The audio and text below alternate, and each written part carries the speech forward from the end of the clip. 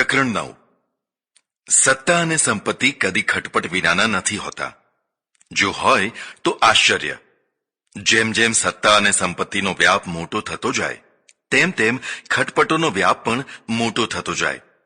કારણ કે સત્તા તથા સંપત્તિ સાથે હિત ધરાવનારા માણસો વધતા જતા હોય છે.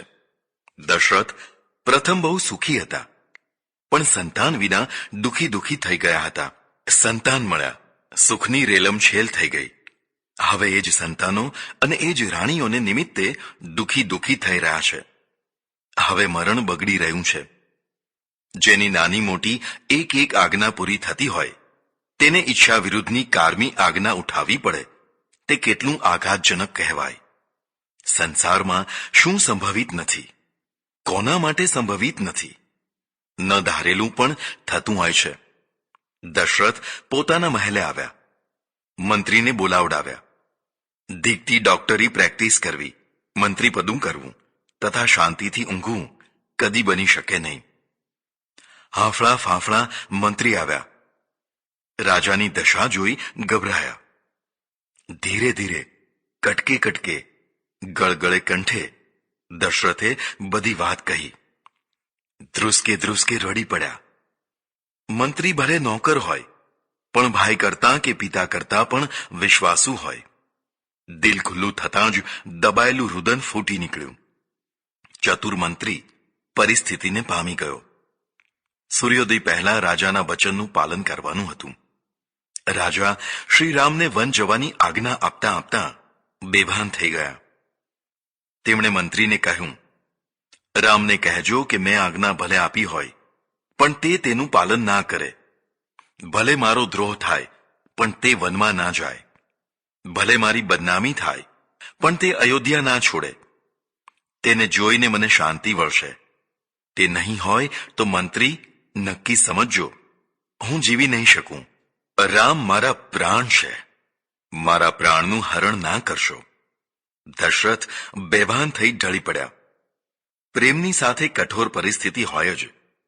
તેમાં પણ પ્રેમ તથા કર્તવ્ય વિરુદ્ધ દિશામાં ખેંચાખેંચી કરતા હોય ત્યારે જો આદર્શ સાથે ભળે તો બિચારા પ્રેમને કચડાઈને જીવવું પડે.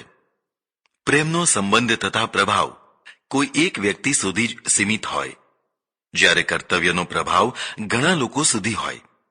એટલે જ ઘણા લોકોના ભવિષ્ય સાથે સંકળાયેલ વ્યક્તિ જો કર્તવ્ય કરતા પ્રેમને પ્રધાનતા આપે તો પૃથ્વીરાજ ચૌહાણ જેવી સ્થિતિ પેદા કરે. પ્રેમ મહાન છે, પણ કર્તવ્ય તેથી પણ મહાન છે. કર્તવ્યના ભોગે પ્રેમ વાટિકા ખીલવનાર કરતા પ્રેમના ઉપવનમાં આગ લગાડી કર્તવ્યની વેલીને સિંચનાર બહુ મોટો ત્યાગી છે. હૃદયની જ્વાળા ભલે હૃદયમાં દીખતી હોય, એકાંત મળતા જ તેની બળતરામાં ભલે કાળજું શેકાઈ જતું હોય, પણ કર્તવ્યો ઉપર તેની છાયા ના પડવા દે. હસતા મોઢે આનંદ અને ઉત્સાહ સાથે પૂરી સભાનતાથી કર્તવ્યો કરતો રહે તે શું યોગી નથી? અંતર્મન પર તેનો કાબુ છે, એટલે તો તે અંતર્મનને કચડીને પણ કર્તવ્યને બગડવા નથી દેતો. એક વ્યક્તિ થોડુંક જ કામ કરીને થાકી જવાનો ડોળ કરે છે, કામ છોડીને ખસી જાય છે. બીજો માણસ કામ કરીને લથબથ થઈ ગયો તો પણ કાર્ય પૂરું કર્યા વિના ખસવાનું નામ નથી લેતો. ધીરવીર પુરુષો જ મહાન કર્તવ્યો કરી શકતા હોય છે. દશરથને રામ પ્રત્યે અમાપ પ્રેમ છે, પણ પ્રેમ કરતાં કર્તવ્ય મોટું છે. વળી જે કર્તવ્ય સાથે આદર્શો જોડાયેલા હોય તેની શ્રેષ્ઠતા તો સર્વોપરી છે. દશરથે ધાર્યું હોત તો કૈકેયીના વરદાન બાબત હેરાફેરી કરી શકત. રાજકારણમાં શું નથી કરી શકાતું? એકમાત્ર કૈકેયીને જ ચૂપ કરવાની હતી, બાકી તો બધા પક્ષમાં જ હતા. તે છતાં તેમણે આદર્શ તથા સત્ય વચનની મર્યાદાને મહત્વ આપ્યું. રાજા જયસિંહના આગ્રહથી શિવાજી મહારાજ ઔરંગઝેબ સાથે સંધિ કરવા આગ્રા આવ્યા. જયસિંહે કોઈ પણ પ્રકારનો દગો કે વિશ્વાસઘાત નહીં કરાય તેની ખાતરી આપી, તો પણ ઔરંગઝેબે તેમને કેદ કર્યા. રાજા જયસિંહે વારંવાર પત્ર લખી અને બાદશાહને સમજાવવા પ્રયત્ન કર્યો, કે બાદશાહના વચનની બહુ મોટી કિંમત હોય છે. વચનભંગ થવાથી બાદશાહ પર કોઈ વિશ્વાસ નહીં કરે. પણ બાદશાહને આદર્શો પ્રિય ન હતા, એટલે ગમે તે ભોગે તે કામ કરવા માંગતો હતો. આવા લોકો કદાચ કોઈ ધાર્યા કામમાં સફળ થઈ જાય તો પણ તે સમાજ તથા પ્રજાનું કુઘડતર કરવાનું મહા અનિષ્ટ વહોરી લેતા હોય છે. કેટલીક વાર આદર્શોના ભોગે સફળતા મેળવવા કરતાં આદર્શોને બચાવીને નિષ્ફળતા સ્વીકારી લેવી એ વધુ મહત્વની બીના થઈ જતી હોય છે. દશરથની આજ્ઞા લઈને મંત્રી રાત્રે 2 વાગે શ્રી રામના મહેલે પધાર્યા. જેવો દશરથને રામ પ્રત્યે પ્રેમ છે તેવો જ મંત્રીને પણ પ્રેમ છે. પણ દશરથની કર્તવ્ય નિષ્ઠાના બળે મંત્રીમાં પણ બળ આવ્યું છે, એટલે તો એ કપરું કામ કરી શકે છે. નહીં તો તે ભાંગી પડ્યા હોત. શ્રીરામ ભર ઊંઘમાં ઘસઘસાટ ઊંઘી રહ્યા છે. તેમને જગાડ્યા. વધાઈનો સંદેશો લઈને જનારને પગ તથા જીભમાં જોર આવતું હોય છે, પણ શોક સંદેશો લઈ જનારની દશા તો કરમાયેલા ફૂલની જેવી થઈ જતી હોય છે. ઊંઘમાંથી જાગ્યા હોવા છતાં શ્રીરામ સ્વસ્થ હતા. મંત્રી બોલવા માંગતા હતા, છતાં બોલી શકાતું ન હતું. તમારે સૂર્યોદય પહેલા વન ચાલ્યા જવાનું છે તેવું કહેવા તેમની જીભ વારંવાર પ્રયત્નો કરવા છતાં તૈયાર થતી ન હતી. તેમની આકૃતિ તથા ભાવો જોઈને શ્રીરામ સમજી ગયા કે કાંઈક ઘોળાઈ રહ્યું છે. જેને ચહેરો વાંચતા આવડ્યો તેણે આખી લાઇબ્રેરી વાંચી લીધી, પણ જેને લાઇબ્રેરી વાંચીને પણ ચહેરો વાંચતા ના આવડ્યો હોય તે વેદિયા છે.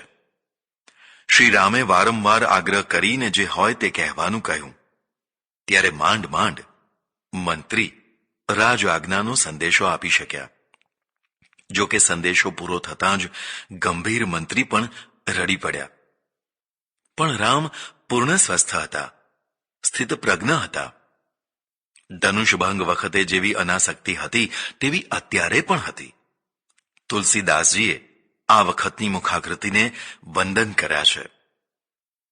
પ્રસન્નતામ યાન ગતાભિષેકસ્થથા ન મમલે વનવાસ દુઃખતઃ મુખાંબુજ શ્રી રઘુનંદનસ્ય મે સદાસ્તુ સા મંજુલ મંગલ પ્રદા. રાજ્યાભિષેકના સમાચાર સાંભળીને જે મુખાકૃતિ પ્રસન્ન ના થઈ તથા વનવાસ જવાની આજ્ઞા સાંભળીને જે કરમાઈ ના ગઈ તેવી ભગવાન શ્રી રામની નિર્વિકાર મુખ છબી હંમેશા મારું મંગળ કરે.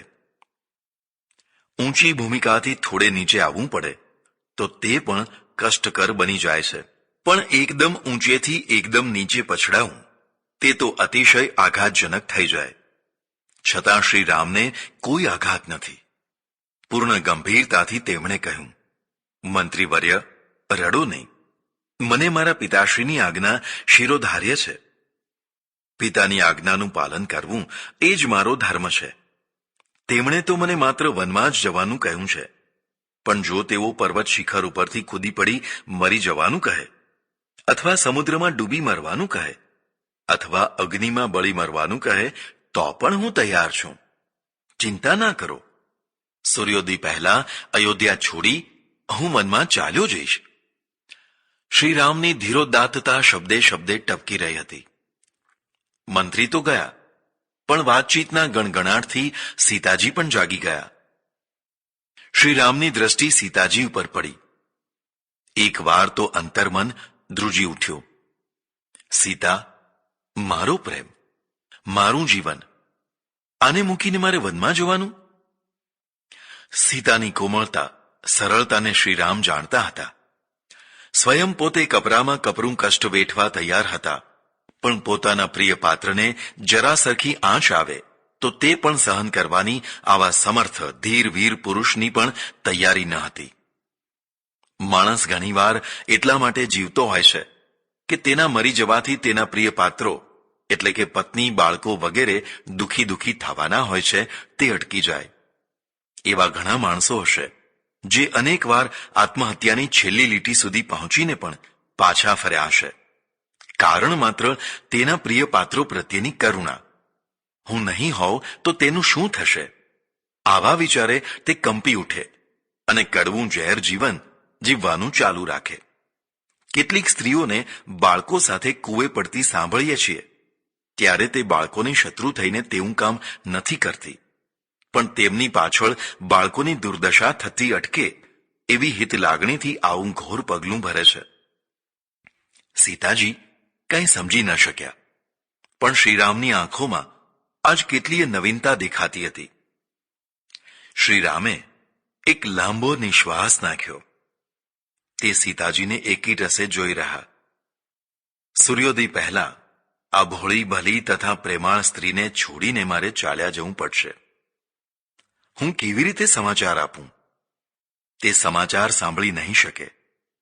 તેને તો સવારે રાજ્યાભિષેકના મનોરથ ઘોળાય છે. મારા કરતા પણ તેને ઘણા કોડ છે.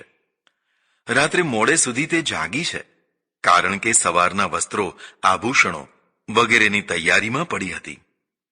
તેની આંખ માંડ મીચાય ત્યાં તો મંત્રીજી આવીને ગયા.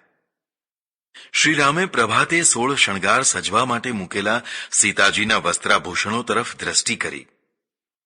પ્રબળ મન પણ દુર્બળ થયું. વનવાસના સમાચાર સીતાજીને કેવી રીતે કહેવા?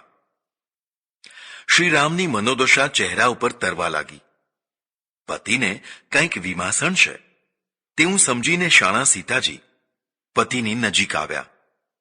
કેમ આમ ગુમસુમ ઉભા છો? શું થયું છે?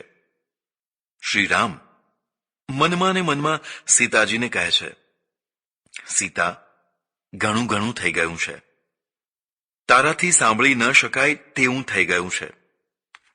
પણ હું તને કહી શકતો નથી, કહેવા જેવું પણ નથી, અને કહ્યા વિના ચાલે તેમ પણ નથી. શ્રીરામને વધુ ગમગીન થયેલા જોઈને સીતાજી વધુ નજીક ગયા. પત્નીના હકના દાવે બોલ્યા, મને નહીં કહો તો કોને કહેશો? જે હોય તે કહી નાખો ને. સીતાજીનું ભોળપણ રામના હૃદયને વલોવી નાખતું હતું. આવી કોમળ કળીનો ત્યાગ કેમ થશે? કઠોરમાં કઠોર માણસ પ્રેમના ક્ષેત્રમાં અતિશય કોમળ હોય છે. કેટલીક વાર તો બહુ કઠોર માણસ એકાદ ક્ષેત્રમાં અતિશય કોમળ થઈ જતો હોય છે, કારણ કે જીવનની કોમળતા ઠાલવવાનું તેને એક જ ક્ષેત્ર મળ્યું હોય છે. એટલે બધી કોમળતા એક સાથે એક સ્થળે ઢળતી હોય છે. આ જ કારણે જે જેસલને મોટા સંતો તથા રાજવીઓ નહોતા નાથી શક્યા તેને તોરલે નાથી દીધો. શ્રીરામ તો પ્રથમથી જ કોમળ છે. મનોવેદનાથી ધ્રુજતો હાથ તેમણે સીતાજીના માથે મૂક્યો.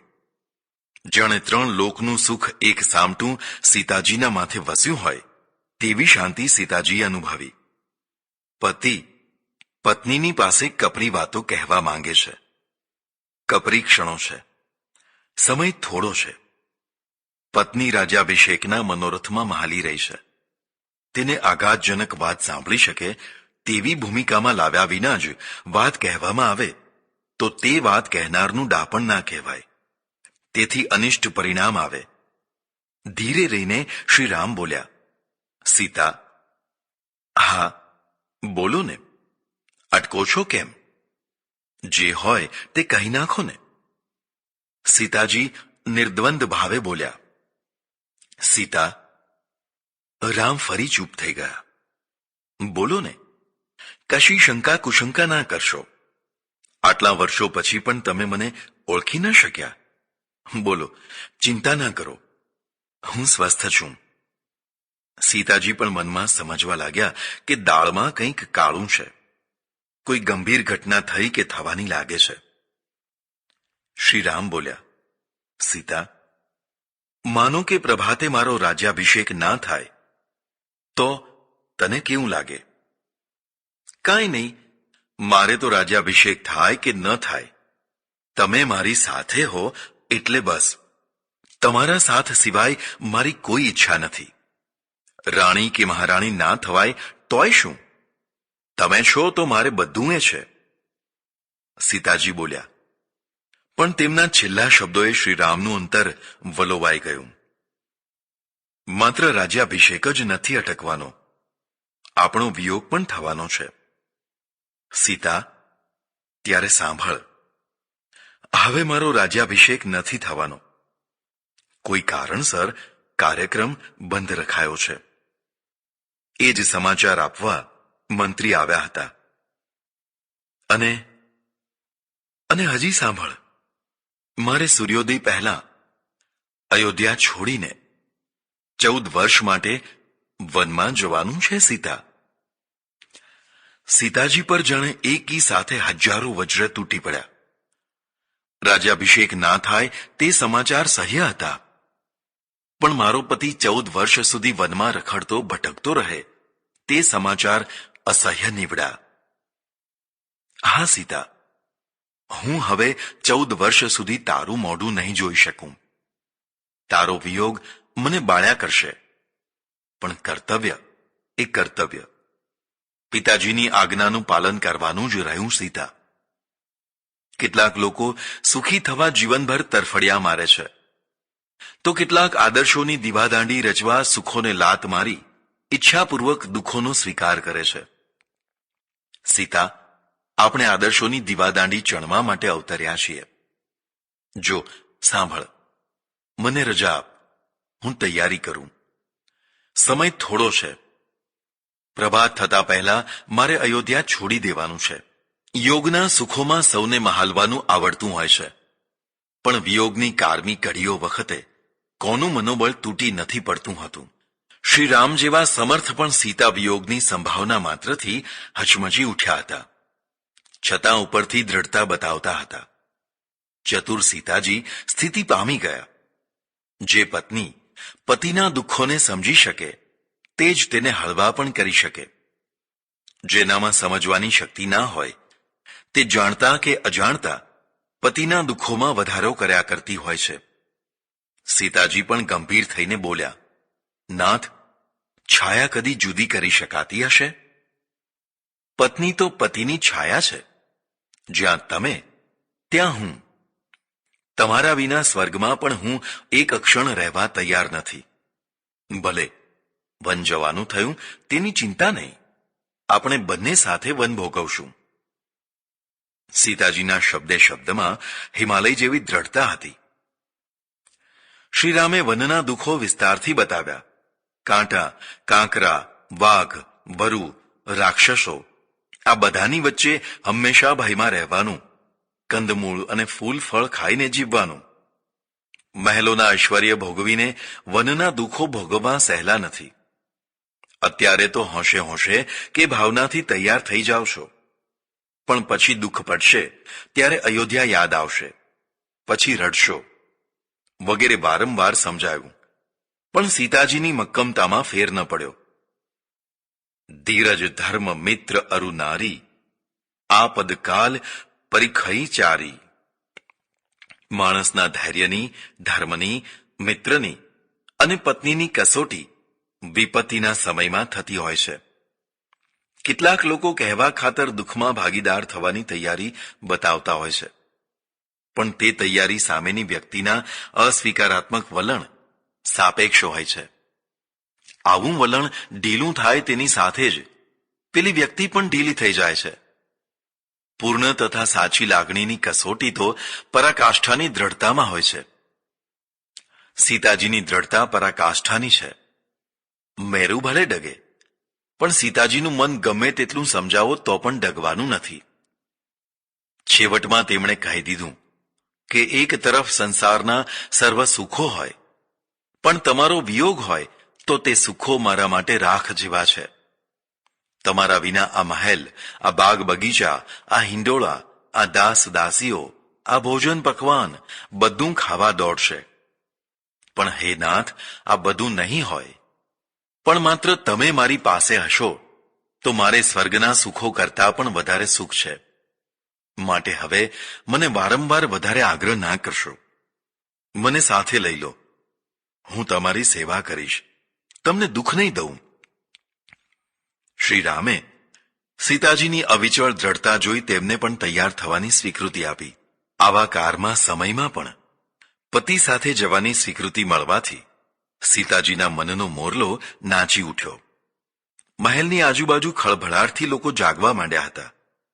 કંઈક બફાઈ રહ્યું છે તેવી ગંધ ખટપટ કુશળ માણસોને આવી ગઈ હતી. લક્ષ્મણ પણ જાગીને શ્રીરામને પાસે આવી ગયા હતા. શ્રીરામે સંક્ષેપમાં બધી કથની કહી અને બહુ જ વહાલથી કહ્યું, લક્ષ્મણ, તું રામ થજે. કૌશલ્યા માતાને રામ થઈને આશ્વાસન આપજે. તે મારા વિના જૂરશે, જૂરી જૂરીને મરશે. હું તેમના પ્રેમને જાણું છું. માં મમતાની સાક્ષાત મૂર્તિ છે. મેં તેમને કશું જ સુખ આપ્યું નથી. લક્ષ્મણ, તું રામ થઈને તેમની સેવા કરજે. શ્રી રામની વાણી સાંભળીને લક્ષ્મણ બોલ્યા, મોટા ભાઈ, તમે કહો છો તે સાચું છે, પણ તેમની સેવા કરવા કરતાં પણ તમારી સેવા કરવી અનિવાર્ય છે. અહીં તો ઘણાય માણસો રહેવાના, પણ જંગલમાં ઘોર વનમાં તમારી સાથે કોણ હશે? તમને બંનેને એકલા મુકાય નહીં. મને સાથે લઈ લો. હું તમારી સેવા કરીશ. હું તો સાથે જ આવીશ. મને તરછોડશો નહીં. આવું કહેતા કહેતા લક્ષ્મણ ગળગળા થઈ ગયા. ભાઈ એટલે ભુજા, અને ભુજા એટલે વિપત્તિના પ્રહારને પોતાના ઉપર ઝીલી લે તે. એક સ્ટીમર મહાસાગરમાં ભાંગી પડી. યાત્રાળુઓને માંડ માંડ જીવન રક્ષક નાવોમાં બચાવી લેવાયા, પણ કિનારો તો સેંકડો માઇલ દૂર હતો. વળી ઠંડી, પવન, ભૂખ તરસ અને દિશા શૂન્યતા, આ બધા વિપરીત કારણોથી કેટલાય માણસો જીવન રક્ષક નૌકામાં 2-5 દિવસની ખુલ્લી યાત્રામાં મૃત્યુ પામ્યા. એક નૌકામાંના 20-25 યાત્રાળુ અનિશ્ચિત ભાવિની નિરાશા અને આશામાં દરિયાના મોજાઓ સાથે તણાઈ રહ્યા હતા. કેપ્ટને વિચાર કર્યો કે રોજના 2-5 માણસો મરી રહ્યા છે. પીવાનું પાણી 2-3 દિવસનું જ રહ્યું છે. પછી તો બધા જ તરસે મરવાના. તો અડધા માણસો જો સ્વૈચ્છિક રીતે સમુદ્રમાં પડતું મૂકી પ્રાણ આપી દે, તો બાકીના અડધા માણસો બચી જશે. તેને ગમગીન ચહેરે યાત્રીઓને પરિસ્થિતિ બતાવી, અપીલ અને આજ્ઞા કરી કે અડધા માણસોએ સ્વેચ્છાએ સમુદ્રમાં ઝંપલાવવાનું છે. એક એક કરીને તે નામ બોલ્યા. મરનારાઓને અલગ કર્યા. આ નાવમાં 2 ભાઈઓ પણ હતા. બંને વચ્ચે મરવા માટે ખેંચાતાણી શરૂ થઈ. મોટું કહે છે કે મારા રહેતા મારા નાના ભાઈને હું મરવા નહીં દઉં, તો નાનો કહે કે મારા મોટા ભાઈ તો પરણેલા છે. જો તે મરશે તો મારા ભાભી વિધવા થશે, બાળકો અનાથ થશે. હું કુંવારો છું. હું મરીશ તો પાછળ કશું થવાનું નથી, માટે હું જ મરીશ. કોઈ વાર મૃત્યુ પણ જીવનને દીપાવનારું થઈને આવતું હોય છે. આખા જીવનમાં માણસે કદાચ કાંઈ ના કર્યું હોય, પણ મૃત્યુની આકર્ષક ક્ષણોને જો તે ઝડપી લે તો જીવન અને મૃત્યુ બંને ધન્ય થઈ જાય. ગયા વર્ષે જ વોશિંગ્ટનથી ઉડેલું વિમાન તરત જ બરફવાળી નદી પર તૂટી પડ્યું. કાતિલ ઠંડી, બર્ફીલું વાતાવરણ. વિમાનના ઘણા પ્રવાસીઓ નદીમાં ડૂબવા, તણાવા, તરવા લાગ્યા. માત્ર 3 જ મિનિટમાં રક્ષક હેલિકોપ્ટરો પહોંચી ગયા. અમેરિકા જેવા જાગ્રત દેશમાં માણસને બચાવવા જે ઝડપથી પ્રક્રિયાઓ થાય છે, તે ઝડપ આપણે ત્યાં જોવા નહીં મળે. તરત જ અમલ. મિનિટે મિનિટ નહીં, સેંકડે સેકન્ડ મૂલ્યવાન ગણાય છે. મેં સાંભળ્યું છે કે આપણે ત્યાં મુંબઈમાં એક એરોપ્લેન ભાંગી પડ્યું. તેના ઘાયલ યાત્રીઓને લઈને પ્રથમ બસ ઇન્ડિયન એરલાઇન્સના મથકે, જૂના આંતરરાષ્ટ્રીય મથકે આવી તો તેને કહેવામાં આવ્યું કે આ આંતરરાષ્ટ્રીય વિમાન હતું, એટલે તેને આંતરરાષ્ટ્રીય મથકે લઈ જાઓ, અહીં નહીં. જો કે આંતરરાષ્ટ્રીય મથક પણ 1-2 માઇલ નજીકમાં જ હતું, તો પણ ઘાયલ યાત્રાળુઓ માટે તેટલો સમય પણ લાંબો સમય હતો. કહેવાની જરૂર નથી કે તૂટેલા વિમાનમાંનો માલ સામાન તફડાવનારા ગીધના ટોળા પણ ઉમટી પડ્યા હશે. માત્ર ગરીબો જ નહીં, પણ બધા જ વહેતી ગંગામાં હાથ ધોવા ઉતાવળા હશે. જો કે માનવતાની જ્યોત જલાવનારા પણ હતા, પણ તે આંગળીના વેઢે ગણાય તેટલા. કાર્યને તુમારશાહીના વિલંબમાં નાખીને બગાડી મૂકવામાં કદાચ આપણે પ્રથમ પારિતોષિક મેળવી શકીએ. પેલા બંને ભાઈઓ જે અફાટ સમુદ્રમાં જીવન નૌકા ઉપર અનિશ્ચિત સ્થિતિમાં ભટકી રહ્યા હતા, તે પોતે મરવા તથા બીજાને બચાવવા ઉતાવળિયા થઈ રહ્યા હતા. તે જ નૌકા ઉપરથી બીજા કેટલાય માણસોને જબરદસ્તીથી સમુદ્રમાં ફેંકવા પડ્યા હતા. બંને ભાઈઓની મરવાની તત્પરતાવાળો વિવાદ નાવ ઉપર બેઠેલા બાકીના લોકોને પ્રભાવિત કરી રહ્યો હતો. તેવામાં નાના ભાઈએ સમુદ્રમાં ઝંપલાવી દીધું. ભાઈ, મોટા ભાઈ, મારી ભાભી તથા બાળકોને સંભાળજો, રામ રામ. મોટો ભાઈ જોતો જ રહી ગયો. પેલો સમુદ્રમાં પડ્યો તો ખરો, પણ તરત જ ડૂબી ના ગયો. તેને તરતા આવડતું હતું, એટલે તે તરવા લાગ્યો. તેને બચવાની જરા પણ ઈચ્છા નથી, એટલે તે નાવની નજીક પણ નથી આવતો. બંને ભાઈઓનો ત્યાગ જોઈને નાવના કેપ્ટન તથા સહયાત્રિકોને થયું કે આપણે આટલા છીએ તેમાં એક વધારે સમજીશું, પણ આ છોકરાને ડૂબવા નથી દેવો. સૌએ તેને નાવ ઉપર પાછો લઈ લીધો. બંને ભાઈઓ ભેટ્યા. થોડી જ વારમાં દૂર ધરતીના દર્શન થયા. નાવ ઉગરી ગઈ. બે ભાઈઓ પણ ઉગરી ગયા. ભાતૃ પ્રેમે બંનેને ઉગારી લીધા. સ્ત્રી પુરુષના ઉત્કૃષ્ટ પ્રેમમાં પણ વાસનાનો અંશ રહેવાની સંભાવના છે. મિત્રોના પ્રેમમાં પણ સ્વાર્થનો અંશ રહેવાની સંભાવના છે. આ બધા પ્રેમ જીવનની ચડતી કળાએ જન્મ્યા હોય, પાંગર્યા હોય તથા વિસ્તર્યા હોય. પણ જીવનની આથમતી કળામાં પણ જે ના આથમે, સુકાતી ઋતુમાં પણ જે ના સુકાય, તે પ્રેમ સોનાની 100 ટચની લગડી કહેવાય. લક્ષ્મણે શ્રી રામને કહ્યું, ભાઈ, મને છોડીને ના જશો. હું સાથે આવીશ. હું તમારી સેવા કરીશ. લક્ષ્મણની વાણી કરુણાથી છલોછલ ભરેલી હતી. શ્રી રામે લક્ષ્મણને પણ તૈયાર થવાની સ્વીકૃતિ આપી. મહેલ જાગી ઉઠ્યો છે. પુત્રના રાજ્યાભિષેકના કોળથી ઉભરાતા હૃદયવાળા કૌશલ્યાને જ્યારે સમાચાર મળ્યા કે શ્રી રામને તો સૂર્યોદય પહેલા વનવાસ જવાનું છે, ત્યારે તેમના દુઃખની સીમા ના રહી. મારો રામ, યુવરાજ રામ, વનમાં ભટકશે? મારું ફૂલ ખીલ્યા પહેલા જ કરમાઈ જશે? નહીં નહીં, એવું ના કરશો. મારા ઉપર દયા કરો. મારી આંખના રતનને પગ તળે ના કચરો. રામ, રામ, મારા રામ. ના ના ના, હું તને વનમાં જવા નહીં દઉં. ચોધાર આંસુએ રડતા અસ્તવ્યસ્ત વસ્ત્રવાળા કૌશલ્યા શ્રીરામને વિનવી રહ્યા છે. માતાની મમતા જોઈને શ્રીરામનું વજ્ર જેવું કઠોર હૃદય પણ હચમચી ઉઠ્યું. માં, માં, મારી માં, મારી જનની, તને નિરાધાર વલવલતી છોડીને મારે વનમાં જવાનું થયું. ઓ વિધિ, તારી આટલી ક્રૂરતા? ક્ષણભરમાં શ્રીરામ લાગણીઓના પૂરને સમાવીને સ્વસ્થ થયા. ફરી પાછી કઠોરતા ભરી મક્કમતા ધારણ કરીને બોલ્યા, માતાજી, તમારી હૈયાની સ્થિતિ હું જાણું છું, પણ આ સમય જ મારીને તમારી કસોટી છે. રઘુવંશની મહત્તા, પિતાશ્રીનું ગૌરવ, તમારા કુળની ઉજ્જવળતા અને મારી મર્યાદા, આ બધું અત્યારે એરણ પર ચઢ્યું છે. માં, મને આશીર્વાદ આપો. હું તમારો રામ, તમારું તથા પિતાશ્રીનું નામ ઉજ્જવળ કરીશ.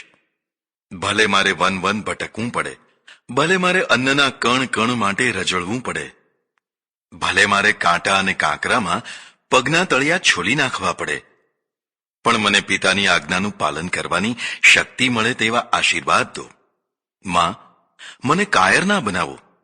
માં, તમારો પ્રેમ મને કર્તવ્ય ક્ષેત્રમાં વીરતા આપનારો થાવ. માં, મનની લાગણીઓમાં તણાઈ ન જાઓ. માં, કઠોર થાવ. કર્તવ્યની વેદી ઉપર વ્યક્તિગત લાગણીઓને નિર્મળતાથી કચડી નાખીને મને હસ્તે ચહેરે આશીર્વાદ આપો. માં, વિલંબ થઈ રહ્યો છે, વિદાય આપો. શ્રીરામ માતાજીના ચરણોમાં ઢળી પડ્યા. કૌશલ્યાજીનું હૃદય ભરાયેલું તો હતું જ, હવે તે ઉભરાઈ ઉઠ્યું. તેઓ શ્રીરામને વળગી પડ્યા. રામ, મારા રામ, મારા પ્રાણ, વિદાય, વિદાય. તને વિદાય દેવાના પ્રસંગ પહેલા જ મારી વિદાય થઈ ગઈ હોત તો સારું હતું બેટા. હું જાણું છું, મારા કરતા પણ તારા પિતાને તારા ઉપર વધારે વહાલ છે. પણ તે પરવશ છે. તેમની લાચારીને હું સમજી શકું છું. તેમની પરાધીનતા વચન પાળવામાં છે. તારી પરાધીનતા પિતાની આજ્ઞા પાળવામાં છે. તમારા આદર્શોનો જોટો દુનિયામાં ભાગ્યે જ જોવા મળશે. બેટા, તમારા આદર્શો અમર રહેશે. પણ બેટા, એક માનું હૃદય ભાંગીને ભૂક્કો થઈ જશે. મારું શું થશે? હું ચેતના વિનાની થઈ જઈશ. તેનો વિચાર કર્યો? ગળગળા કંઠે કૌશલ્યા કંઈક સ્વસ્થતા પ્રાપ્ત કરતા બોલી રહ્યા હતા.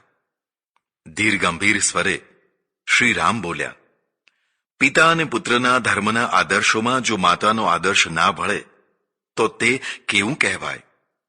આદર્શ પતિની પત્ની તથા આદર્શ પુત્રની માતા થઈને શું તમે પણ આદર્શ નહીં થાવ? માં, પ્રત્યેક આદર્શનો મિનારો સ્વસુખના બલિદાન ઉપર જ ચણાતો હોય છે. હસતા હસતા સુખોનો ત્યાગ કરીને કર્તવ્યના કઠોર માર્ગે ડગલા ભરવા, તેનું નામ તો જીવન છે. માં, સ્વસ્થ થાવ. મને આશીર્વાદ આપો.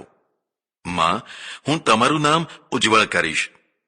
શ્રીરામ ફરી માતાજીના ચરણોમાં પડ્યા. શ્રીરામના શબ્દોની જાદુઈ અસર કૌશલ્યા ઉપર થઈ. કોમળ કૌશલ્યાએ હૃદયને વજ્ર જેવું કઠોર બનાવ્યું. તેમણે બહાલથી પણ મક્કમતાથી શ્રીરામના માથા ઉપર હાથ ફેર્યો. ડૂમો ભરાઈ આવ્યો, પણ દબાવી દીધો. બોલ્યા, રામ, બેટા, તમે સાચું કહો છો. કેટલાક માણસો પેટ ભરવા જ જીવતા હોય છે. કેટલાક સુખો ભોગવવા જીવતા હોય છે. કેટલાક માત્ર આણ પાળવા જીવતા હોય છે. બેટા, આપણે પેટ ભરા માણસો નથી, તેમ આપણે સુખ લોલુપ કીડા પણ નથી. આણ માટે જીવવું અને આણ માટે મરવું એ આપણું જીવન ધ્યેય છે. પુત્ર બહાલમાં હું લાગણીવશ થઈ ગઈ હતી, પણ હવે હું સ્વસ્થ છું. બેટા, તમે ખુશીથી વનમાં જાઓ. હું કાળજા ઉપર પથ્થર મૂકી અને જીવીશ, ચૂરીશ, રડીશ, પણ તને કર્તવ્ય માર્ગથી રોકીશ નહીં. આ મહેલની અગાસીમાં બેસીને દૂર દૂરથી આવતા વાયુને તમારા સમાચાર પૂછીશ. વાદળોને પૂછીશ, મારા રામ કુશળ તો છે ને? રામ, તમારા વિયોગે ઝૂરતી રહીશ, રોતી રહીશ. રામ, પણ હવે તમને રોકીશ નહીં. રઘુવંશનું, તમારા પિતાનું, મારું અને તમારું ગૌરવ વધે તેવું કામ તમે આજે કરી રહ્યા છો. ભલે મારા રામ, તમે વન સંચરો અને આ મારી ફૂલથી પણ કોમળ વહુ પણ સાથે આવે છે. શું ધન્ય છે તારા માત પિતાને બેટા સીતા. આર્ય નારી પતિને કદી છેહ દેતી નથી. તે હંમેશા છાયા થઈને સુખ દુઃખમાં અડગ પર્વતની માફક સાથે રહે છે. કૌશલ્યાજી ભાવ વિભોર થઈને બોલી રહ્યા હતા. પ્રથમ રામ વનવાસના સમાચારથી તેમને આઘાત લાગ્યો હતો, પણ પછી હૃદયની દુર્બળતાને વશમાં કરી કર્તવ્યની પવિત્ર પગદંડી ઉપર મક્કમતાથી પગલાં ભરવા માંડ્યા. લોખંડી મનનો બીજો કોઈ અર્થ નથી. વિપત્તિના સમયે પણ મક્કમતાથી નિર્ધારને વળગી રહેવાની શક્તિ હોય તે લોખંડી મન. શ્રી રામજી તથા સીતાજી તૈયાર થઈ રહ્યા છે. ત્યાં તો સુમિત્રાજી આફળા ફાફળા આવી ગયા. લક્ષ્મણ પણ શ્રી રામ સાથે જઈ રહ્યા છે તેવું જાણીને પ્રથમ તો તેને ધક્કો લાગ્યો. કૌશલ્યાજીની માફક પ્રથમ તો તેઓ રડ્યા, કકળ્યા, પણ પછી તે પણ દ્રઢતા લાવીને બોલ્યા, બેટા લક્ષ્મણ, શ્રી રામને તો પિતાએ વનવાસ આપ્યો છે એટલે તેઓ વન જઈ રહ્યા છે. પણ તને તેવો વનવાસ ન મળ્યો હોવા છતાં પણ તું વન જઈ રહ્યો છે તારા વડીલ બંધુની સેવા કરવા. ભાતૃપ્રેમનું આવું ઉદાહરણ ભાગ્યે જ જોવા મળશે. બેટા, ભાઈ ભાભીની સેવા કરજે. અમે તમારી રાહ જોતા જોતા 14 વર્ષ ખેંચી કાઢીશું. બે પ્રેમ પાત્રોનું મિલન હૃદય સ્પર્શી હોય છે, પણ તેવા જ બે પ્રેમ પાત્રોનો વિયોગ એટલે કે વિખૂટા પડવું તેથી પણ હૃદયને વધુ હચમચાવનારું થઈ જતું હોય છે.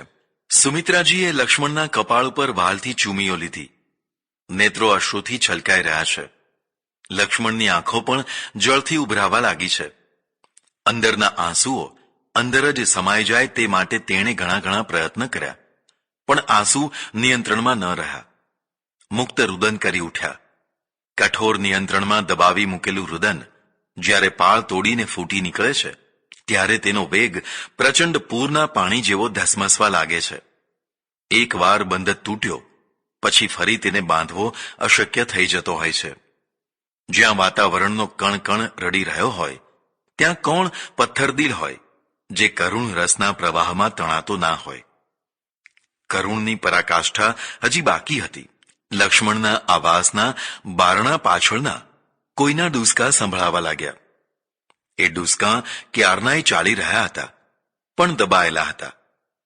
પરસ્પરના વાર્તાલાપમાં સૌ પરોવાયેલા હતા એટલે કોઈનું ધ્યાન ગયું નહીં. હવે એ ડૂસકા વધી ગયા હતા. ઉર્મિલા, લક્ષ્મણની પત્ની ઉર્મિલા, રામાયણનું મૂક પાત્ર, કાંઈ પણ બોલ્યા વિના ઘણું બધું સમજાવનારું પાત્ર ઉર્મિલા પોતાના આવાસના ખૂણામાં ચૂપચાપ રડી રહી હતી. કેટલીક સ્ત્રીઓ દુઃખોના પહાડો નીચે પણ દબાઈને ઉફ નથી કરતી હોતી. તેમની સહનશક્તિ અને ગંભીરતા એટલી બધી ભવ્ય હોય છે કે ક્રૂરતા પણ પરાજિત થઈ જતી હોય છે. દાંપત્ય જીવનને સ્ત્રીની સહનશક્તિ જ દીર્ઘાયુષ આપતી હોય છે. સારામાં સારો સદ્ગુણી પુરુષ પણ થોડા ઘણા અંશમાં સ્ત્રીને સહન કરાવતો હોય જ છે. તેના મૂળમાં પુરુષોનું વર્ચસ્વ તથા સ્ત્રીની આધીનતા કારણ છે. જો કે પુરુષોનો સીમિત રૂઆબ સહન કરવામાં સ્ત્રીને વેદના નહીં પણ સુખ થતું હોય છે. જો તે સીમિત રૂઆબ પાછળ અસીમિત પ્રેમ પડ્યો હોય તો. પણ જો પાછળ પ્રેમ ના હોય અને માત્ર રૂઆબ જ થયા કરતો હોય તો સ્ત્રી માનસમાં વિદ્રોહના અંકુર ફૂટવા માંડે. તેમાંથી નફરતનો જન્મ થાય. તેમાંથી કલહ કે કંકાસ અને દાંપત્ય જીવનની હોળી પ્રગટતી હોય છે. લક્ષ્મણ ઉર્મિલાનું દાંપત્ય આદર્શ પ્રેમ તથા સદ્ગુણોથી ભરપૂર છે. બંને સેવા માટે જ જન્મ્યા છે. એટલે ભોગપ્રધાન પ્રેમની જગ્યાએ ત્યાગ પ્રધાન પ્રેમ છે.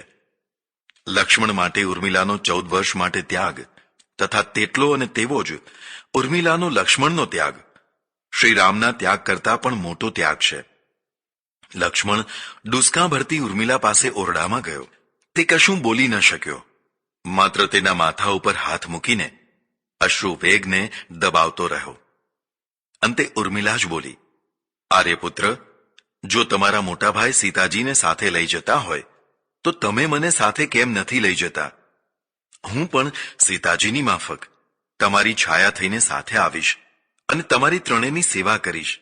આજીજી ભરી અંતરવાણીથી લક્ષ્મણનું હૃદય વલોવાઈ જતું હતું. પ્રિય, તારું કહેવું સાચું છે, પણ જો તું સાથે આવે તો મારાથી શ્રીરામની સેવા ના થઈ શકે. જેણે સેવા જ કરવી હોય તેણે બાળ બચ્ચા, પત્ની વગેરેની જવાબદારીઓથી મુક્ત રહેવું જોઈએ. તું સમજે છે, તને વધારે શું કહું? માતા સુમિત્રા તથા કૌશલ્યાજીની સેવા કરજે. વિયોગની જ્વાળામાં બળતા રહીને પણ કર્તવ્ય નિષ્ઠા ન ચૂકવી તેથી વધુ મોટું કોઈ તપ નથી. તારે મહેલમાં અને મારે વનમાં આવું તપ કરવાનું છે. ઉર્મી, તું મને રજા આપ. મોડું થઈ રહ્યું છે. મોટાભાઈ તૈયાર થઈને ઊભા છે. લક્ષ્મણે ઉર્મિલાના માથા ઉપરના હાથમાં બહાલની સરવાણીઓ વહાવી વિદાય લીધી. ઉર્મિલા ભાંગી પડી. અસહ્ય વેદનાથી તેનું તન મન દુઃખી થઈ રહ્યું હતું. આવી સ્થિતિમાં તેણે બાહ્ય સ્વસ્થતા સાચવી લીધી. યુદ્ધભૂમિ ઉપર જનારા વીર પુરુષને પ્રથમ વીરતા પોતાના વહાલા સ્વજનોના ત્યાગમાં બતાવવી પડતી હોય છે. જો તે વહાલની સરિતાને ના તરી શકે તો તે ઘરમાં જ હારી જતો હોય છે. વહાલની સરિતાને તરવી એ 7 સમુદ્રને તરવા કરતાં પણ કઠિન છે. આ કઠિન કાર્ય જે કરી બતાવે તે વીર જ નહીં, મહાવીર કહેવાય. લક્ષ્મણ મહાવીર થયા. ઉર્મિલા પણ મહાવીરાંગના થઈ. બંને પોતપોતાની કોમળ લાગણીઓને કઠોરતાથી દબાવી દીધી. લાગણીઓ કરતાં કર્તવ્યને મહાન ગણનાર વ્યક્તિઓ જ સંસારની વિભૂતિઓ થઈ શકતી હોય છે. લાગણીઓના પ્રવાહમાં તણાનાર, લાગણીઓથી ફંગોળાઈ જનાર સ્વનિયંત્રિત નથી હોતો. તે તો ધક્કાથી ધકેલાતો હોય છે. કોઈ વાર આવો ધક્કો જીવનને ગબડાવી દેનાર પણ થઈ જતો હોય છે. લક્ષ્મણ તથા ઉર્મિલાના વ્યક્તિત્વની આ પ્રથમ મહત્તા છે. કે તેણે વ્યક્તિગત સુખોની લાગણીઓને ખરા સમયે કચરી નાખીને પરમ કર્તવ્યના પંથે પગલાં ભરવા પડ્યા. ભારતીય સંસ્કૃતિમાં પરિવ્રાજક થનાર સ્વેચ્છાએ હસતા હસતા ગૃહત્યાગ, સર્વસ્વ ત્યાગ કરી દેતો હોય છે. આવા ત્યાગથી તેને કશું ખોયાનો ક્લેશ નહીં, પણ અદ્ભુત આનંદ થતો હોય છે. ભગવાન બુદ્ધ જેવી અસંખ્ય વિભૂતિઓએ આવો ત્યાગ કરી બતાવ્યો છે. પણ શ્રીરામનો ત્યાગ જુદા સંજોગોમાં તથા જુદા સંદર્ભમાં થઈ રહ્યો છે. તમને માનસિક અને બૌદ્ધિક રીતે ઉચ્ચ પદ માટે મહિનાઓથી તૈયાર કરવામાં આવ્યા હોય અને પછી ખરા સમયે તે પદથી તમને ગબડાવી દેવામાં આવે, એટલું જ નહીં નિકૃષ્ટતમ સજા કરવામાં આવે, તેવી સ્થિતિમાં ભલભલા સમર્થ પુરુષોનું પણ ખમીર ડગવા મંડી જાય. પણ શ્રીરામ તો શ્રીરામ જ છે. તેમણે હસતા મોઢે વનવાસનો સ્વીકાર કર્યો. મહેલમાં સૌના ચહેરા ગમગીન અને ઉદાસ હતા, માત્ર શ્રીરામનો ચહેરો જ સ્વસ્થ હતો. તુલસીદાસજીએ ઠીક જ કહ્યું છે કે પ્રસન્નતામ યાન ગતાભિષેકસ્તથા ન મમલે વનવાસ દુઃખતઃ મુખાંબુજ શ્રી રઘુનંદસ્ય મે સદાસ્તુ સા મંજુલ મંગલપ્રદા. ભગવાન શ્રીરામની મુખાકૃતિ રાજ્યાભિષેકના સમાચાર જાણીને હરખ ઘેલી ના થઈ તથા વનવાસના સંદેશાથી કરમાઈ ના ગઈ. બંને વિરોધી દશાઓમાં પણ જે સ્વસ્થ રહી તે સ્થિત પ્રજ્ઞાકૃતિ મારું હંમેશા કલ્યાણ કરનારી બનો.